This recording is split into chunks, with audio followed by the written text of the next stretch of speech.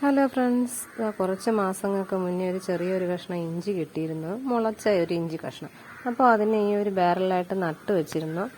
ആ ഒരു ഇഞ്ചിയുടെ റിസൾട്ട് എന്താണെന്ന് അറിയാൻ വേണ്ടിതാ ഇന്നിപ്പോൾ ഇതിനെ തട്ടി നോക്കുന്നുണ്ട്.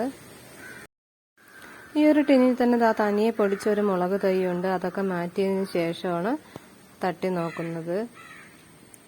ഈ ഒരു തൈ മറ്റൊരു ചട്ടിയിലേക്ക് മാറ്റി നട്ടും കൊടുത്തു. അപ്പോൾ ഇത്രത്തോളം ഇഞ്ചിയാണ് കിട്ടിയത്.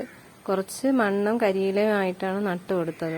ഒരു ചെറിയൊരു കഷ്ണം. അപ്പം നമ്മുടെയൊക്കെ വീട്ടിൽ ഇതുപോലെ മുളച്ച ഒരു ചെറിയ കഷ്ണം ഉണ്ടെങ്കിൽ നമുക്കും ഇതുപോലെ നട്ടെടുക്കാൻ കഴിയും. മണ്ണെല്ലാം മാറ്റി നല്ല രീതിയിൽ കഴുകിയെടുത്ത് എത്ര ഉണ്ടെന്നും തൂക്കി നോക്കുന്നുണ്ട്.